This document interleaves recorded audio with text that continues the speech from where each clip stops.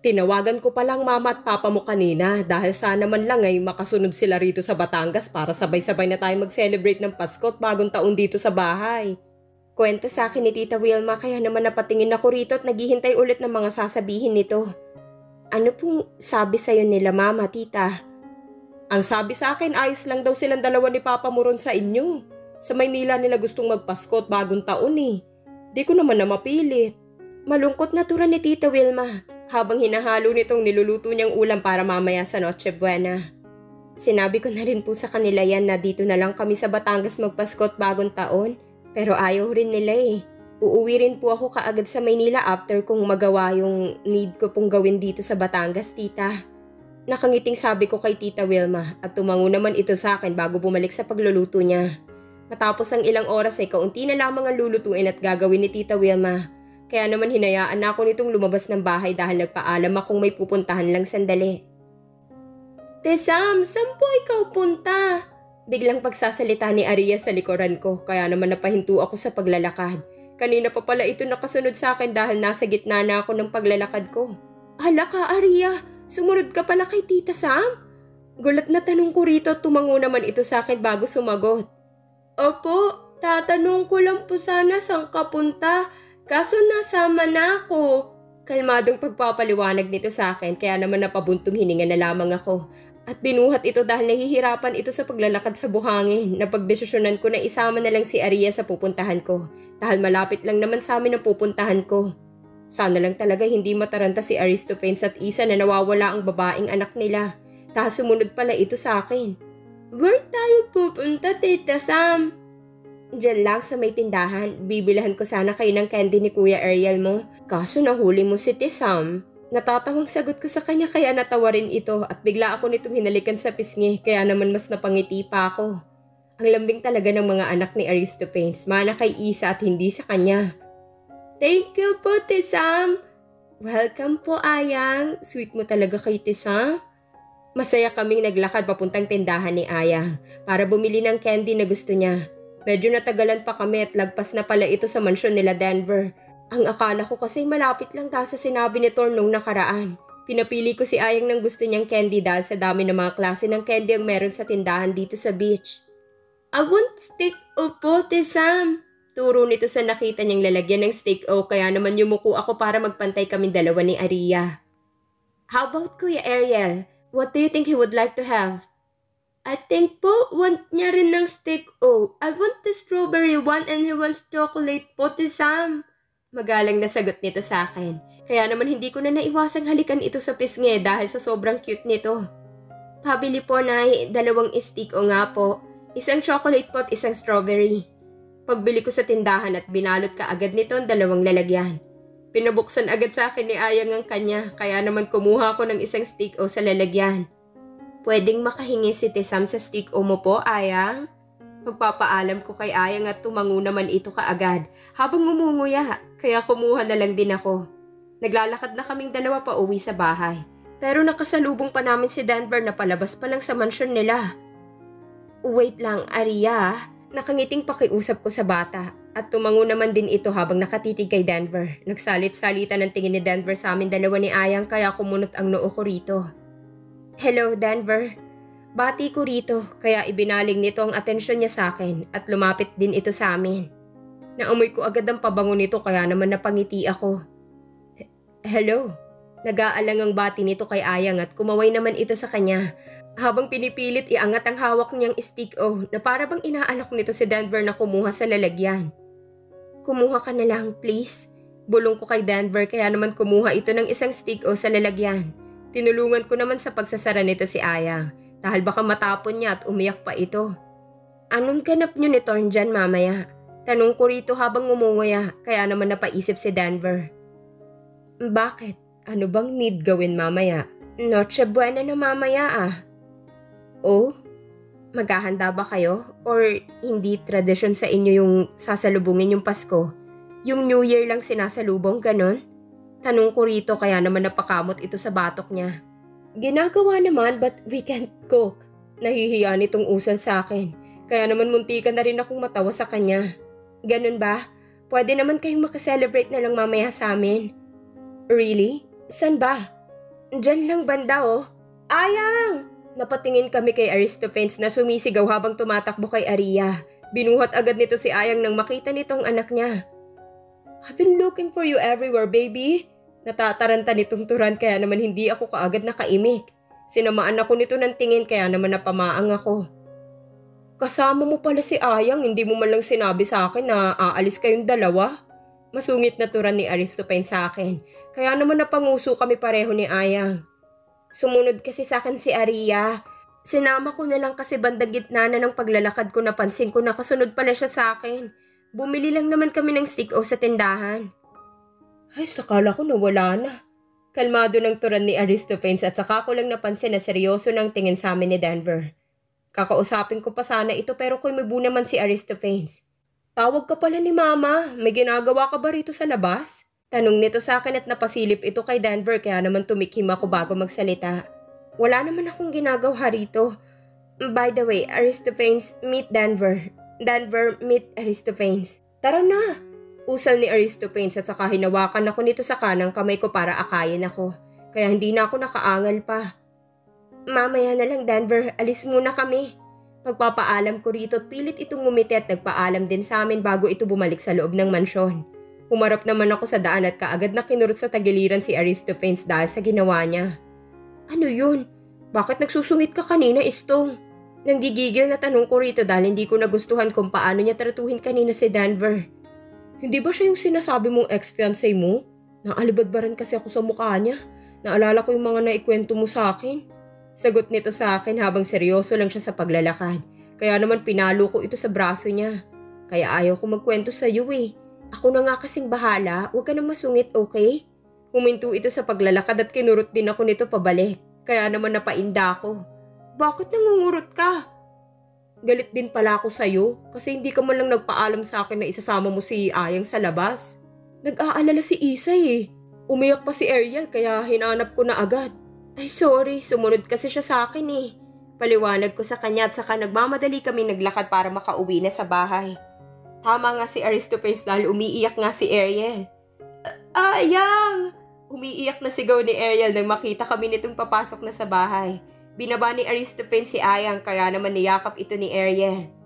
Saan ka pumunta, Ayang? Tanong ni Ariel kay Ayang habang himahawak pa sa pisngi nito. Kaya naman napangiti kaming lahat habang pinanonood silang dalawa. Mahal na mahal talaga ni Ariel ang nakababata niyang kapatid. Sumama ako kay Tesam.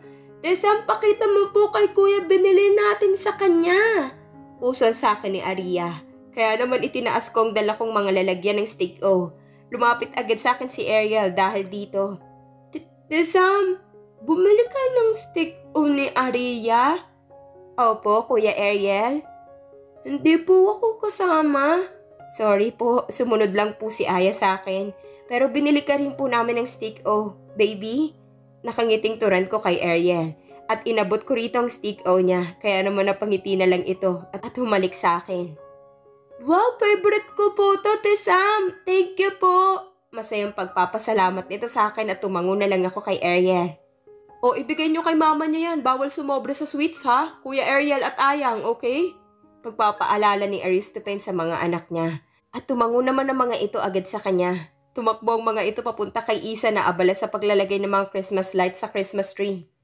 Tawag ka ni Mama ron sa kusina, dalian mo. Masungit na turan sa akin ni Aristophanes, kaya naman ngumuso ako rito bago nagsimulang maglakad papuntang kusina.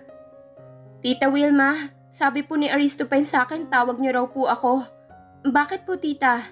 Tanong ko kaagad kay Tita Wilma nang makita ko itong naglalagay ng niluto niyang ulam sa isang lalagyan para palamigin ito at matakpan na. Oh, sabi niya sa'yo? Hindi naman kita tinawag, Sam. Natapos na rin ako sa pagluluto eh. Nagtatakang sagot sa akin ni Tita Wilma. Kaya naman ngumiti ako rito at bumalik na sa sala para hanapin si Aristophanes. Nakita ko itong buhat si Ariel na inaabot ang tuktok ng Christmas tree para ilagay dito ang star na kulay gold na mas nagpaganda pa rito. Istong, ang lakas talaga ng tama mo, no? Sigaw ko kay Aristophanes nang maalala kong ginawa nitong kalokohan sa akin na tawag daw ako ni tita at hindi naman pala. Oo, kay Isa, sobrang lakas ng tama ko. Sagot nito sa akin at mahinang hinampas ni Isa ang kanang braso ni Aristophanes na hindi ko naman alam kung kinikilig ba siya o sinasaway ang asawa niya. Sira ulo ka, may kausap ako kanina tapos inalisan ko kasi akala ko talaga tawag ako ni Tita Wilma, hindi naman pala ako tawag eh. Iritang usal ko rito, pero nilabas lang nitong dila niya at gumawa ng nakakairitang reaksyon sa mukha niya. Kaya naman umirap na lamang ako at muling lumabas ng bahay. Oh, saan ka naman pupunta? Kakain na yata tayo eh. Babalik ka na naman doon? Sigaw sa akin ni Aristophanes kaya naman dilingon ko ito. Mamayang gabi na lang ako sasabay ng kain. Susubukan kong makikain dun sa kabila. May pagkain naman dito sa atin, Samantha. Binalatan ko na lang siya at saka tumakbo na ako papunta sa mansyon nila Denver dahil gusto ko talagang pumunta roon. Hingal na hingal ako habang tumatakbo. Pero nang ilang hakbang na lang ang gagawin ko para makapunta sa mansyon nila Denver, ay naglakad na lang ulit ako. Naabutan ko si Thor na nakahalumbaba lamang sa buhangin sa tapat ng gate. Kaya naglakad ako papalapit dito at napansin naman ako kaagad nito. Uy, Sam! Merry Christmas na mamaya! Nakangisi nitong bati sa akin kaya naman bumati rin ako pabalik dito. Oo nga Merry Christmas sa'yo. Nasaan pala si Denver? Nakangiting tanong ko rito na ikinagulat ni Thorn. Muntikan akong matawa sa reaksyon nito dahil ngayon ko lamang naalalang wala pala itong alam na maayos na kami ngayon ni Denver. Ha? Bakit mo hinahanap si Sir sa Abedra? Wala lang. Nasaan siya? May tinawagan lang sa cellphone niya. Ang sabi sa akin, magpapadeliver daw siya ng mga pagkain para may kainin kami mamayang Noche Buena. Pagpapaalam nito sa akin kaya naman nagpaalam na lang ako kay Thorn at saka pumasok na sa gate ng mansyon para sadyain si Denver sa loob. Wala ito sa duyan at sa ilalim ng mga coconut tree, kaya naman sumilip ako sa main door ng mansyon at nakabukas naman yon. Nag-isip pa ako kung papasok ba ako sa loob, pero naglakad na agad ang mga paa ko papasok dito. Naabutan ko si Denver sa may sala. Nakaupo ito sa isang black sofa habang nasa kaliwang tenga nito ang cellphone niya dahil may kausap ito. Yes, please deliver it before midnight. Usal nito habang papalapit ako sa kanya at sumulyap ng tingin sa akin si Denver. Tumaas ang dalawang kilay nito sa akin kaya naman tinaas ko rin ang akin dahil isa rin itong way para batiin namin ang isa't isa. Umupo ako sa tabi nito hanggang sa matapos siyang makipag-usap sa cellphone. Okay, that would be all. Thank you so much. Tura nito at saka binaba ang cellphone niya. Humarap ito sa akin kaya naman humarap din ako rito habang may tipid ng ngiti sa mga labi. Did you eat lunch na ba? Nakatingin kay Denver na tanong ko at kaagad itong umiling bilang sagot sa akin. Hindi pa ako nagla-lunch. How about you? Kumain ka na ba? Tanong nito sa akin pabalik kaya umiling din ako. Naputol ang titigan namin na bigla ang pumasok si Thorn sa mansyon. Sir, wala pala tayong gasol. Usal ni Thorn habang awkward itong tumatawa. Kaya naman hindi ko rin napigilang tumawa. Dahil hawak pa nitong isang kaldero. Wala ba? Oo sir, paano tayo magsasaing ngayon? Nagtatakang tanong ni Thorn kay Denver na parang alam ng boss niya ang solusyon para doon. I don't know. Usal ni Denver kaya naman natawa na lang ako sa kanila. Tiningnan nila akong dalawa dahil sa pagtawa ko kaya tinikom ko kaagad ang bibig ko. Let's go. Let's eat lunch somewhere nearby. Haya sa amin ni Denver at pumunta ito sa table para kunin ang susi ng sasakyan niya. Napapalakpak naman kami ni Thorn bago sumunod dito palabas dahil kakain kami sa isang restaurant. Hindi malapit ang patag na daanan. Kaya naman naglakad pa kami ng medyo matagal pero sapat lang para pawisan kaming tatlo bago pa kami lamigin sa sasakyan. Pumasok silang dalawa sa sasakyan. Si Denver ang nasa driver's seat at nasa likod naman si Thorn. Kaya nalito ko kung saan ako papasok. Binuksan ko ang pintuan ng likuran ng kotse at tumabi kay Thorn. Oh, bakit dito ka, Sam? Nagtatakang tanong sa akin ni Thorn at nilingon din ako ni Denver habang nagtataka rin ito bakit doon ako umupo. Saan ba ako dapat umupo? Doon ka sa harapan, sa tabi ni Sir. Pagtuturi ni Thorn sa passenger seat sa harapan. Kaya naman binuksan ko ulit ang pintuan at doon sa harapan pumasok. Fasten your seatbelt. Paalala sa akin ni Denver kaya naman ginawa ko ito. Teka nga, bakit ka naman nakapaa ngayon? Hindi ko na malaman kung natatawa ba o nalilito na sa akin si Denver dahil nakapaa ako sa kotse niya. Ay, naiwan ko sa labas ng sasakyan. Ang mabuhangin kasi. Baka madumihan yung kotse mo. Nahihiyang sagot ko kay Denver at tinanggal ko ulit ang seatbelt ko para buksan ang pintuan ng kotse. Maglalakad ka ng walang tsinela sa restaurant? Come on, ipasok mo na. Don't worry about the car. Nakangiti nitong sabi sa akin kaya naman kinuha ko ng tsinelas ko sa labas at pinagpag na lang ito para hindi mabuhanginan ang loob ng sasakyan. Matapos ang ilang minutong puro commercial kami ay pinapaandar na ni Denver ang kotse niya at nagpunta kami sa restaurant. Dito pala tayo kakain? Nakangiting tanong ko kay Denver dahil huminto kami sa isang restaurant na magandang ambience kahit nasa labas pa lang kami. Kainan sa dalampasigan.